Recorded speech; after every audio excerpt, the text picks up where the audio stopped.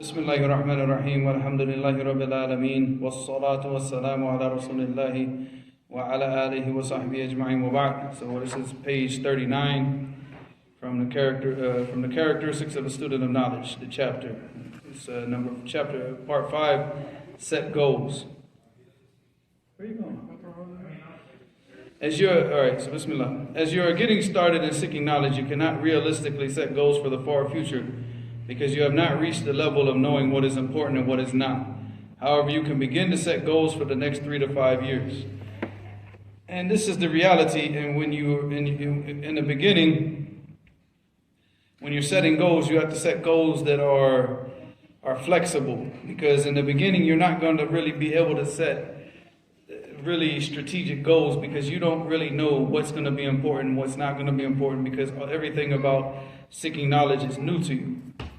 So being that it's new to you, you're not going to be able to really set long-term goals. Now, there's certain things that people can start with, like, I want to learn the Arabic language. I want to get to a certain level in the Arabic language to where I can read books comfortably without going back to English translations. Or, and I want to memorize the Quran, or I want to memorize at least 1,000 hadiths. And things like this, you can start to put these as goals in your mind. But in the reality, when we're talking about the actual studying part, like the books that you're going to study, the different smaller books that you're going to memorize and everything, you can't really plan that out in the beginning, because you don't know. Because that's all going to be in accordance to where you study. So if you study in Saudi, you'll be studying books that will be different than if you studied in Yemen. And if you studied in Egypt, you'll be studying books different than you'd be studying in Saudi and in Yemen. So in each place that you study in, there's going to be different curriculum, different books that the Tullab and the Shuyukh that they teach. So you're not going to know that until you get to the place that you're studying. So right now, in the beginning, you can set goals, but set goals like, like for example, the main 2 goals that a person should have, with a third, goal on the side, would be, number 1 is to learn the Arabic language, to get to a certain level of Arabic language. And here I laid that out later on in the book with the different phases of learning the Arabic language. So you can look at that and see like what phase you're trying to get to and set that as a goal. And also with the memorization of the Quran. All right, and obviously, like I said, as another goal, like for example, you want to, read through like Riyadh al-Salihin, Sahih Bukhari, and different books like Bulugh al-Maram, and you want to take like different ahadith that you need, that you want to, write them out in a notebook. So maybe you compile like about 1,000 hadiths that you try to memorize, or 500 or 300, or whatever the case may be. Start with 100. Start with 100 hadiths that you want to memorize, and then just keep adding on to that. Keep adding on to that until you hit about 250, 500, 750, 1,000, and then after that, then you start memorizing books of hadith. But your goals should be kind of general in the beginning, not very, very specific. Your goals in the beginning should mainly be focused on 2 actions: memorizing the Quran and learning the Arabic language.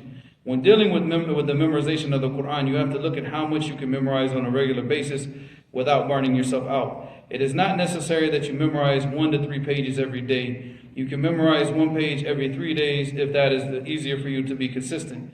If you memorize 1 page every 3 days for an entire year, you will have memorized about 122 pages that year. That is the equivalent of 6 parts of the Quran, which equates to 1/5 of the entire Quran. If you do that for 5 years, you will finish the memorization of the Quran. And that's easy. I mean, to memorize 1 page every 3 days is not difficult, especially for a person who's spending all their time seeking knowledge. I mean, that's even manageable for a person who maintains a full-time job. That if you take 1 page a day, you read it after Fajr, you read it, before you start your job, when you get off of work, before you go to bed, and you do that for like 3 days straight, it's very manageable. And also, if you're like listening to the surah that you're memorizing while you're driving to work, if you're taking the bus, then you can read at the bus stop. But if you're driving, then you can just sit back and just listen to that surah over and over and over and over again, and then it'll start to stick in your head. So that's even manageable for a person who works. But even if 3 days is not manageable, then you can say 1 page every 4 days, 1 page every 5 days. All right, but here it says, therefore, if you were writing out a 5-year plan, you should include the amount of Quran you are going to memorize and what books you want to master in the Arabic language to become fluent in the language. So if that first 5 years, all you're going to do is be focusing on trying to memorize the Quran and study and really get very, very proficient and efficient in the Arabic language, then, I mean, you can start off with that, you know, memorizing one page every 3 days while you're studying the Arabic language. And as you go along, your memory is going to start to get stronger, and it's going to start to get easier and easier and easier. The next thing you know, you're memorizing a page a day. You know, so, you know, especially if you're reading the Quran a lot, you know, it'll start to get a lot easier. If you're reading the Quran a lot and you're listening to the Quran a lot, it will get easier. If you're a person who goes out and runs in the morning or does a workout, take a juice and listen to that juice. One juice, you know, every time that you run, you know. And in fact, make your runs the length of that juice, you know. That you read from the beginning of that juice to the end of that juice. Or you work out from the beginning of the juice to the end of that juice. And then you can finish the Quran every 30 days. Every 30 days, just listening to it. You do that for like, you know, 2-3 years, the Quran, it's going to be in your head. And it's going to be easy for you to memorize, inshallah. As far as the Arabic language plan, you will have to seek advice from students of knowledge that you might have contact with. Ask them to assist you in your making a plan for the study of Arabic. You need to find out what the best series of books is to focus on. If there is a specific teacher that they recommend, you should try your best to study with that teacher.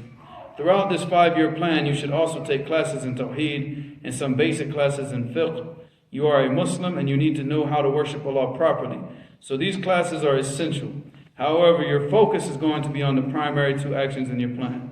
So, like for example, you know, taking like a class in Al-Usul al-Thalatha, Kitab Tawheed, basic books, Al-Qawaid al-Arba', taking a book, like a basic book in Fiqh, like for example, Umdat al-Ahkam, Bulugh al-Maram, something that's really, really basic, just so you can get an understanding, you know. And you know, even during the time that once you can get to the level of understanding the Arabic language, so like that would probably take about, I mean, when you can get to the point where you could like read books comfortably, that might take about 2 to 3 years, you know, depending on the person. You could start like maybe the first year, you could probably start to read like, you know, little smaller books.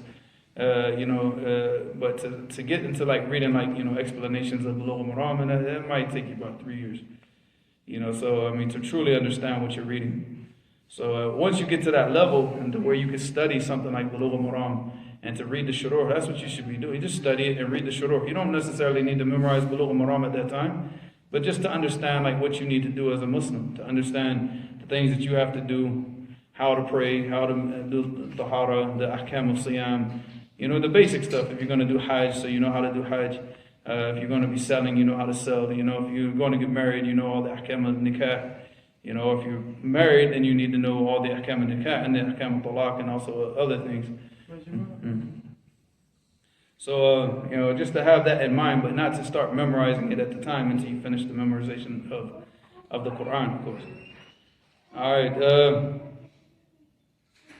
This plan is not revelation from Allah, which means it's flexible. It should be flexible to where it can be changed whenever the need arises. If you find that you have made a mistake in your assessment of your abilities, modify your plan.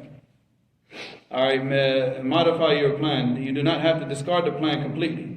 All you need to do is adjust the time frame that you plan to get something done. And for example, when you began memorizing the Quran, you found a lot of difficulty. It takes you 5 days to memorize 1 page. No problem. Modify your plan to reflect your abilities. During the first year, it might be difficult, but it will become much easier the second year. Once you have formulated a habit of memorization, it becomes a part of your life. And that's the reality. So as you go along, things do get easier. So if you thought that you could do more in a smaller time, but you couldn't, don't try to burn yourself out in the plan that you have. So what you do is you modify it and you try to focus on the things that you're able to do, just like we talked about in the last class. The important thing is to remain consistent. Consistency is the key in everything to be successful. Whether it's seeking knowledge, whether it's whatever it is, and consistency is always the key. And if you're not consistent in the memorization, you're not going to really benefit from it. You end up burning yourself out. You end up getting tired, bored, or whatever. And a lot of that comes from people taking on too much, more than they're able to take on. So find out what you're able to do. And do with that, do what you can do, but be consistent with it. Be consistent with it. And the same thing with the classes and everything, just take on the classes that you're able to take on. You're not trying to study the explanation of a tahawiyah at this point because you haven't reached that level. And you're not trying to study like, major, like big books in the usul al-fiqh and things like that. What you're trying to do is you're just trying to get a basic understanding of the deen, get the Arabic language, and try to memorize the Quran. The memorization of the Quran is going to open up the doors to everything else. It's going to open up the doors to the Arabic language. It's going to open up the doors to the memorization of hadith. And then once you've gotten to that point where you memorize the Quran, you start to find that the memorization of hadith, it comes a lot easier, And you could, from time to time, say, I would say like from time to time to like memorize different things, like for example, like Usul al-Thalatha. But the thing is if you do that, then you start to get sidetracked too much. And it's hard to keep up with the memorization of the Quran and the revision of the Quran, while you also got to revise al-Usul al-Thalatha, al-Arba'in an-Nawawiyah, and all these other different matun that you memorize. So that's why I say I wouldn't get involved in memorization of the matun in this time, in this phase. Right now, all you want to do is you want to study those things to get an understanding of, the stuff that's obligatory upon you to know. But other than that, like you're focusing on really, really grasping the Arabic language and trying to get as much of the Quran, if not the entire Quran, memorized in that time. So it depends on the person and the time frame that person has.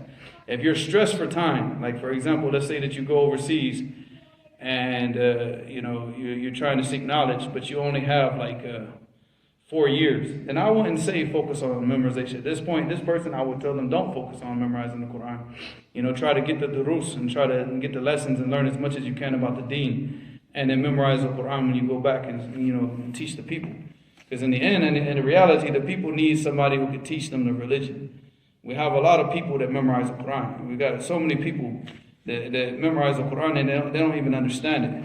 You go to all cities throughout America and you can find all these, memorization programs full of people that memorize the Quran. I mean, you can find people that work in warehouses in America that came from overseas that memorize the Quran. But, they can't understand it and they can't teach it and they can't teach anything to the people.